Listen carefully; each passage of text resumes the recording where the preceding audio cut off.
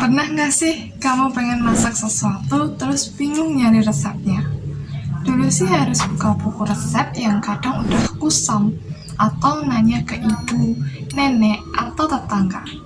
Tapi sekarang tinggal buka HP, ketik nama makanan, dan tada, resep lengkap. Lengkap sama video tutorialnya juga. Di video ini kita bakal bahas gimana digitalisasi mengubah cara kita menyimpan, mencari, dan memasak resep dari yang manual sampai ke zaman serba digital. Di masa sebelum teknologi semudah sekarang, resep-resep masakan biasanya ditulis di buku catatan, di secari kertas, atau bahkan cuma diingat-ingat saja.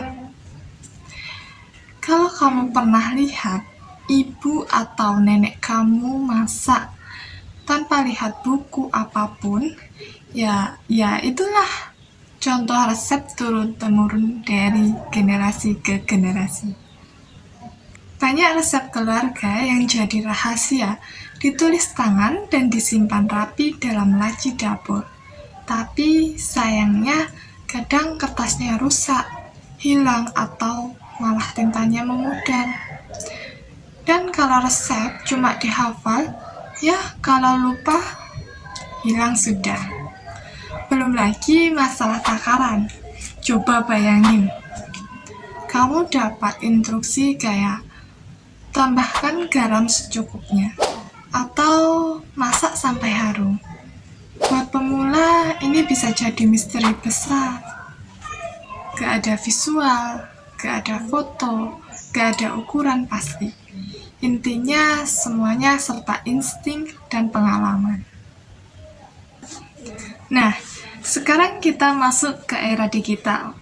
Digitalisasi mulai merambah dunia kuliner dengan cepat. Kamu bisa cari resep apapun dari HP, tablet, atau laptop. Mulai dari makanan Indonesia, makanan Jepang, Korea, sampai makanan barat. Semua tinggal klik.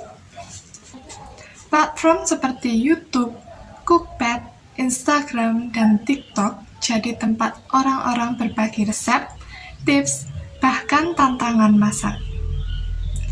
Yang tadinya cuma tulisan, sekarang ada foto-foto cantik, video tutorial, step by step, sampai review dari orang yang sudah nyoba resepnya. Bahkan banyak aplikasi sekarang bisa bantu kamu cari resep berdasarkan bahan yang kamu punya di rumah.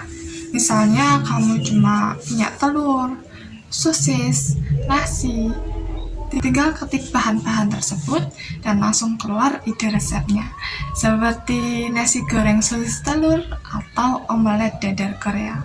Ini bikin masak di rumah jadi jauh lebih mudah, seru, dan kreatif. Digitalisasi resep membawa banyak banget manfaat, terutama buat generasi sekarang yang serba cepat dan praktis. Pertama, aksesnya cepat dan mudah. Kamu bisa cari resep kapanpun dan dimanapun, asal ada koneksi internet. Kedua, tampilannya yang menarik dan mudah diikuti.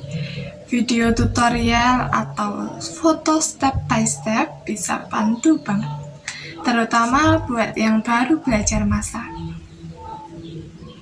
Ketiga, ada fitur komunitas. Kamu bisa kasih komentar, baca tips dari orang lain, atau bahkan berbagi kreasi masakanmu sendiri. Keempat, kamu bisa menyimpan resep favorit secara digital.